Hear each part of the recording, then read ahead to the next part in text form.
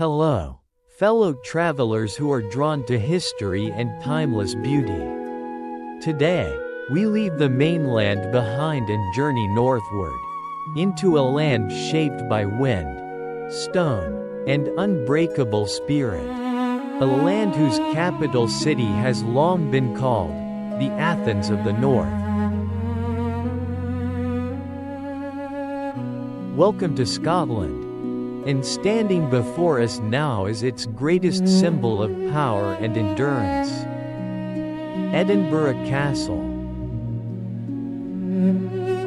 Look closely. This castle does not sit upon an ordinary hill.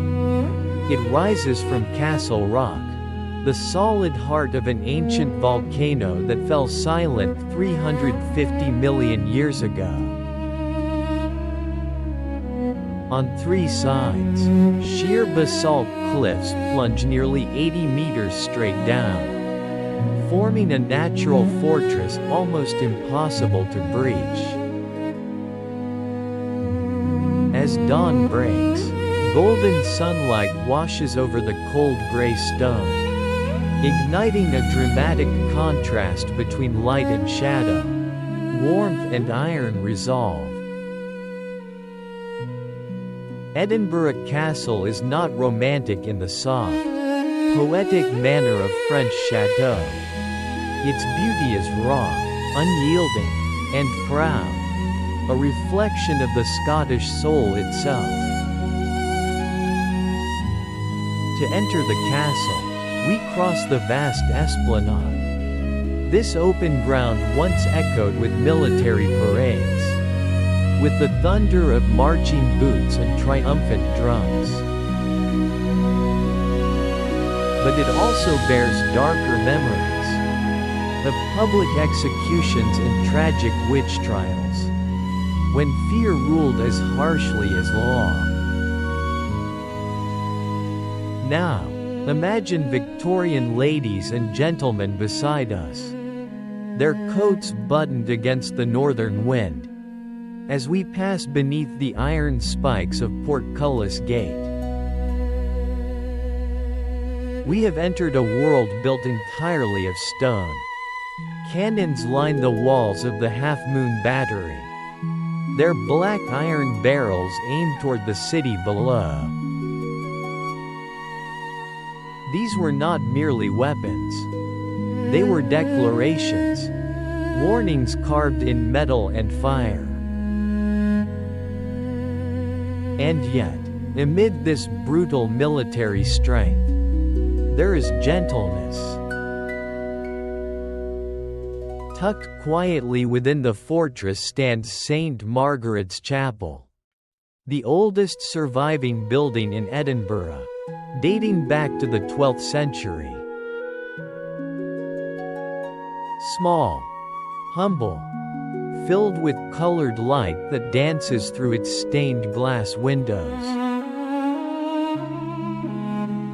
It is a moment of calm, a precious jewel of peace inside a storm-born stronghold. Now we step into Crown Square, the royal heart of Scotland. For centuries, this was home to kings and queens, a place where power was exercised, celebrated, and lost. Enter the Great Hall. Look up. The vast hammer-beam oak ceiling is a masterpiece of medieval craftsmanship. Here, King James IV once hosted magnificent feasts. Fire roaring in the hearth, armor gleaming beneath torchlight, voices echoing against stone walls.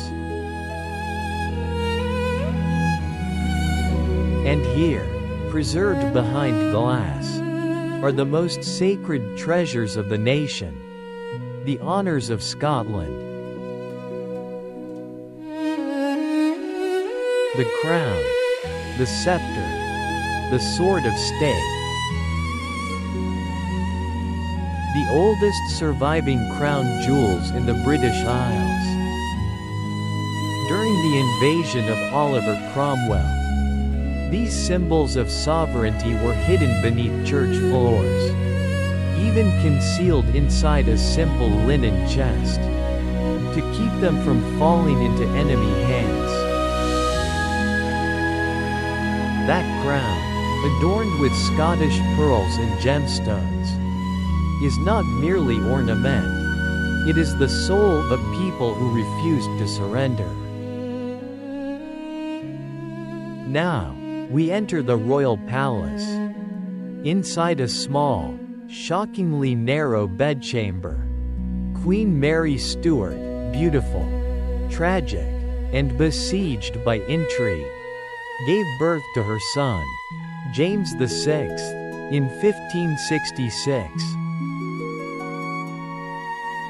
Imagine her isolation, a queen surrounded by enemies, bringing new life into a world thick with conspiracy. The child born in this modest room would one day unite the crowns of Scotland and England, changing the course of British history forever. But Edinburgh Castle also remembers darker tales. One of the most chilling is the legend of the Black Dinner. Here, a young earl of the powerful Douglas family was invited to dine. Midway through the feast, a severed black bull's head was placed upon the table, the ancient symbol of death. The boy was executed shortly afterward, a grim reminder that beneath royal splendor often lurked betrayal and blood. We return now to the outer grounds. Before us rests Mons Meg, a monstrous cannon weighing over 6 tons, once among the most powerful weapons in medieval Europe. Silent now, but even at rest, it radiates menace, its barrel pointed northward like a sleeping dragon. And nearby lies something far more modest, yet infinitely more powerful: the Stone of Destiny. A simple block of sandstone, unadorned, unassuming. Yet for centuries, it was used in the coronation of Scottish kings. Stolen by England in 1296, it remained away for over 700 years. Finally returned to Scotland in 1996. Its presence here is not political. It is emotional, a wound remembered, and, at last, healed. As evening falls, the sky above Scotland turns deep violet. Lights illuminate the fortress walls, and Edinburgh Castle rises above the city, like a colossal crown of stone. Below, the modern city sparkles, alive, vibrant, and connected to its ancient past. The castle remains, steadfast upon its volcanic throne, watching, guarding. It is not merely a monument. It is memory itself, standing firm against time and wind. Thank you for traveling north with me, into the heart of Scotland. I hope these stories of strength, sacrifice, and pride have filled you with wonder and inspiration.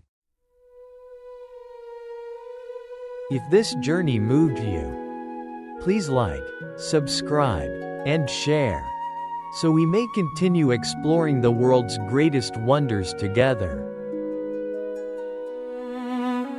Until our next adventure, farewell.